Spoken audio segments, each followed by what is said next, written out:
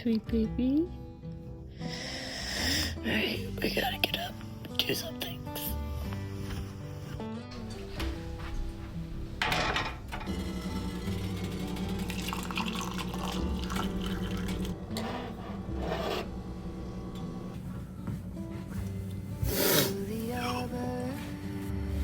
Good morning, everyone.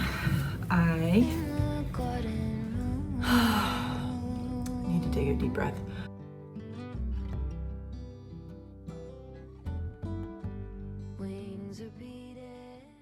I'm just starting out my day. It is a Saturday. I'm taking a nice little day to myself today. I'm pretty excited about it. And pretty much what I'm going to be doing today is a bunch of activities that really help me with my anxiety. I have been experiencing an amount of anxiety over the last couple weeks that I haven't experienced in a while. I've talked in recent videos about my relationship. It's amazing. It's hands down the best relationship I've ever been in. But of course, we've had challenges, and I think a better way to phrase it actually is that this relationship has challenged me, I think in positive ways, a lot more than any other relationship I've been a part of. Dustin and I are kind of at that place in our relationship where somebody is always living out of a bag. One person's always living out of a bag. Usually I am at his house. I don't spend a whole lot of time in this apartment anymore. I think that sort of uprooted feeling of just being unsettled has been affecting me a lot. I'm reflecting on past experiences that I think make me really susceptible to spiraling into a lot of anxiety when I don't feel like I have my own private space or I don't feel like I have control over my living environment. I always relied really heavily on having my own space the way that I liked it to be able to retreat to. And those have been the moments in life when I've been able to actually heal and recover from really difficult things. Also, being in a serious relationship has challenged me so much in just the outlook I have on myself. I find myself feeling really insecure, again, based on past experiences, that I don't deserve to be in this happy relationship, that it couldn't be possible that things are actually going to work out the way that I think they are in a positive way. And somehow, for some reason, Dustin is suddenly going to change his mind and leave. I think that just comes from many past experiences of people leaving my life, pretty much all the way from childhood to losing my brother really, really suddenly and traumatically in early adulthood, which I won't get into all of that, but it's just one of those experiences. And then all the way to being in a past relationship that there was consistently a lot of words that weren't accompanied by any action. That is definitely not Dustin. His words always match his actions always match his words. I just find myself really being challenged by these old thoughts from these past experiences of really feeling like something terrible is going to happen and this is going to end. And one thing I've noticed over recent years is that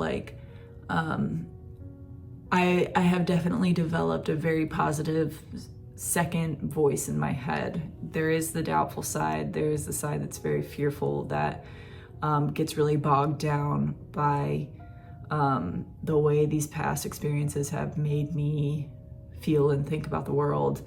And then there is a positive, more logical, rational voice, reassuring voice that is always there now. And honestly, I think that's only been in the last couple of years that that's really happened.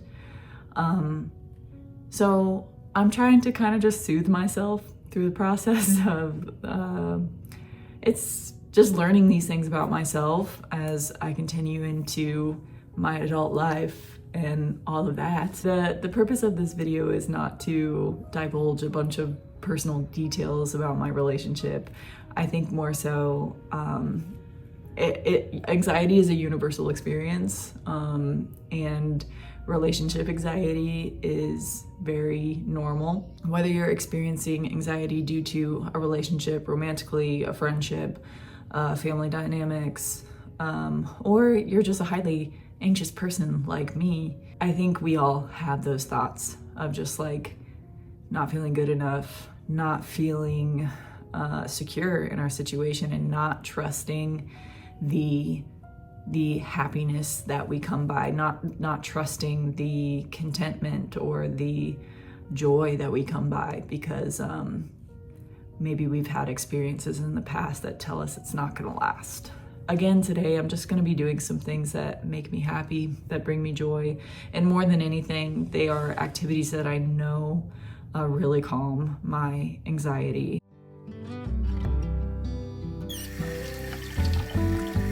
Wings are beating, baby, me and you alone. Pencil drawing phases of the moon,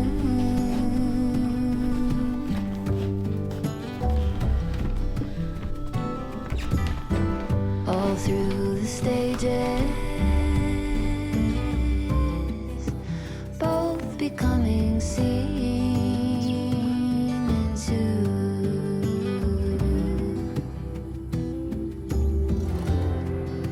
Slowly we take on phosphorescence, vivid in the bond, phosphorescence.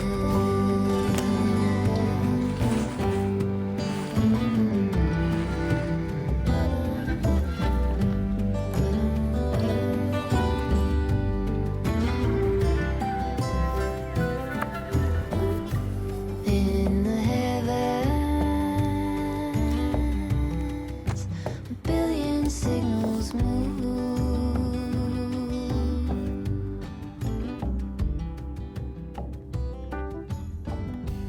calling answer.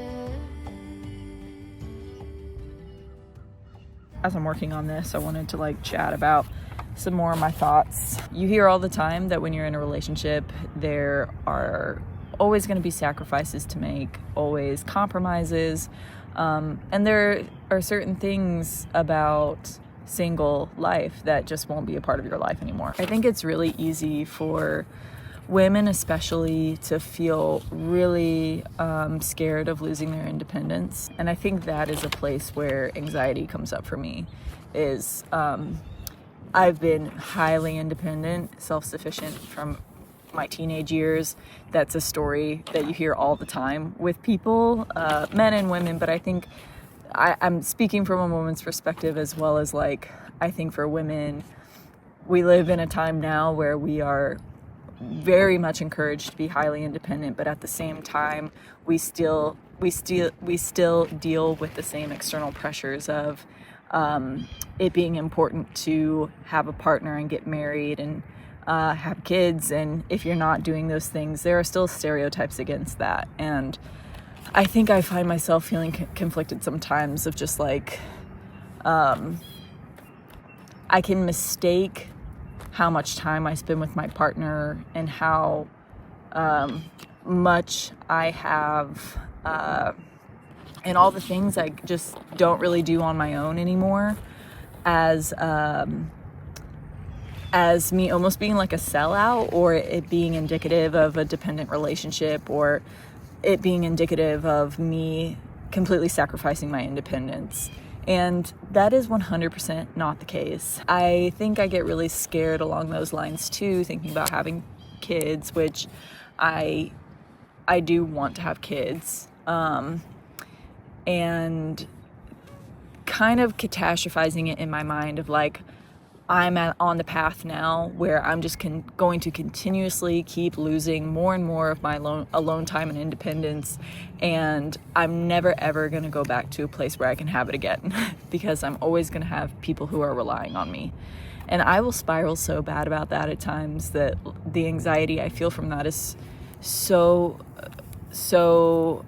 just invasive that I literally need to like retreat away. I feel like I have a good understanding that when you're in a relationship, there are aspects of your single life that, you know, you lose, and it doesn't really feel like a loss at times, but at other times it does. And I think for me, where the anxiety comes up is feeling like, what does it say about me as a woman and my level of independence? And I think those are valid thoughts, and it's important for me to maintain my individuality and my independent activities and interests, of course. And I never want that to get lost and completely sucked up by a relationship. But at the same time, I also need to recognize when I'm very, very much overthinking it. The main message here is that it's okay to grieve the aspects of your life that maybe you no longer engage in because you're in a partnership. And I think it's very normal to experience anxiety surrounding that. And for me, what's very important is not letting that anxiety spiral to a point where I am sabotaging aspects of my relationship because I have convinced myself that I've lost all my independence as a woman. If it gets to a point where that's really the case, then, you know, obviously something needs to be done about that. But so much of that for me is just my own overthinking and spiraling. And you can only live inside of your own relationship. You know, everybody has different ways of maintaining their personal interests, maintaining their personal relationship with their own self while they're in a relationship. You know, that's going to be different for everybody. And when I really, really reflect on it, I can comfortably say that I definitely prioritize the things I like to do. I just have to get to a place where I can accept the incongruency with how it used to look versus how it looks now. And understanding that whenever I feel like my needs are not being fulfilled in those ways, I can always make a change with open communication and an understanding partner and working to understand each other. That is what matters the most. And again, I can just comfortably say that like those are all things that are good and positive in my relationship, and that reassurance and that continuous kind of reflection on that relieves a lot of my anxiety. And just being very honest with myself when I do need to take a step away and be completely alone. I'm gonna keep working on my drawing, and then I'm gonna head home pretty soon to do some other things around the house.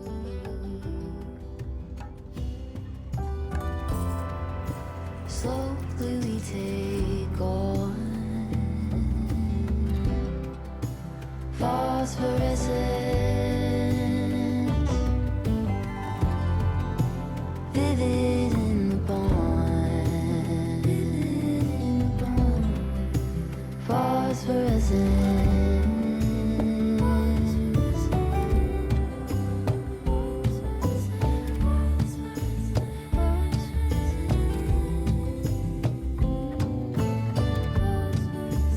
Midnight halos twist that together, turn it on.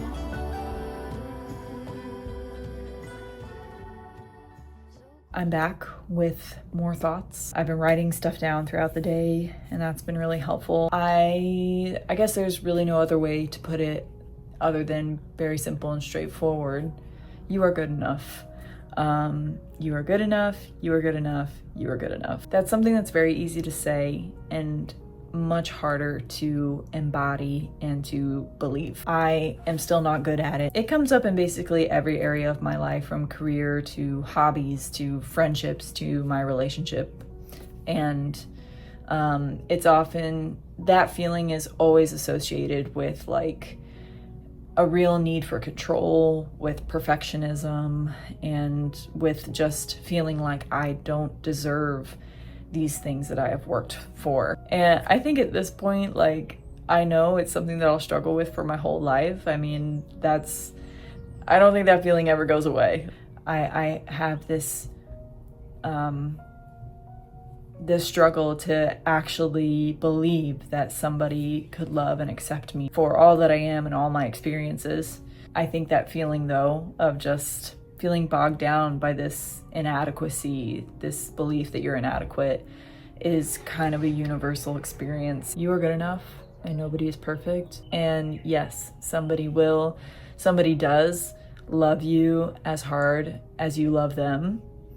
And no matter what your past experiences have told you, that is true. Another part of this for me too, when a person offers you the reassurances that you need, believe them.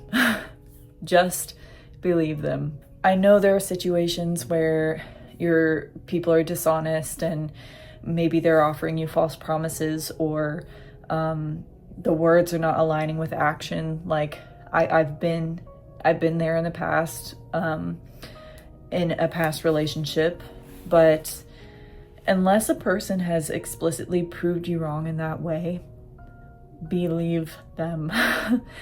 When your partner tells you that they love you and they want to be with you, believe them. When they tell you that you're beautiful, believe them. When someone tells you you're not being too much, believe them. Because I would say most of the time, they're being honest. And if it is a situation where that person isn't being honest and they're not communicating their true feelings, that will present itself in other ways.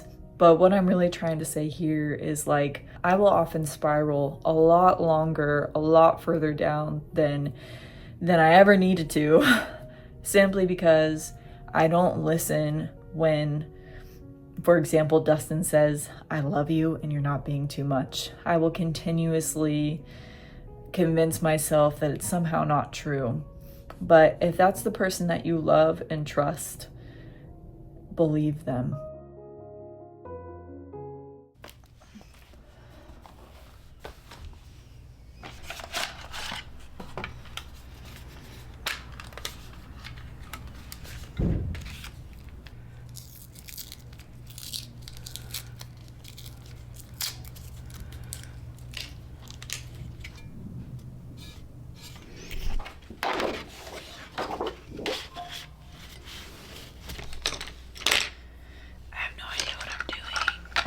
I literally have no idea what I'm doing. Oh gosh, it's so hard to control. Okay, that's just like a lot of color, I think. I just need to try painting like straight lines. More consistent in terms of the tone of the yellow flowers. And to paint the stems on this time, I'm not going to make it as wiggly or wavy as the first one. This one is a little bit more straight, and sometimes I do Okay, try that's not the my right best color. to connect.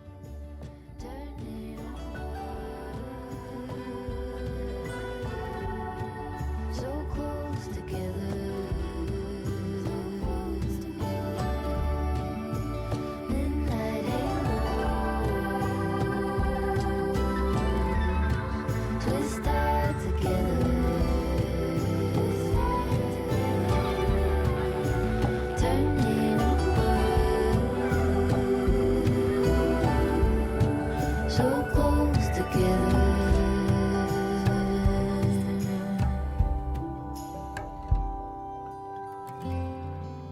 Slowly we take on phosphorescence,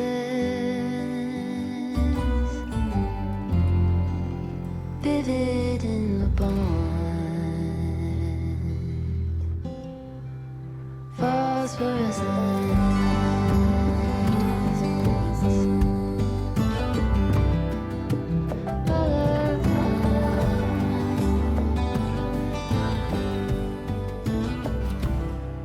I think the only other thing I've experienced that takes me out of my thoughts in my head as much as this did is when I'm drawing mandalas. Obviously, I'm still learning, but I'm pretty happy with what I produced today. I hope that you all enjoyed seeing some activities that I like to do to relieve anxiety. Another thing I'm gonna do right after this is exercise, which is another one of my number one helpful things. I just want to close out the video by saying that if you're struggling with anxiety, depression, if you are consistently frustrated by the thought patterns you fall into, and if you're beating yourself up about it, like I have been for a very long time, but especially over the last couple weeks, it's been just very prevalent. I hope that there was something here that was helpful for you. If you liked what you saw, please consider subscribing. It would mean a lot to me. And definitely comment with your experiences. I always love to hear them, and I'm so appreciative as always, and I will see you in the next video.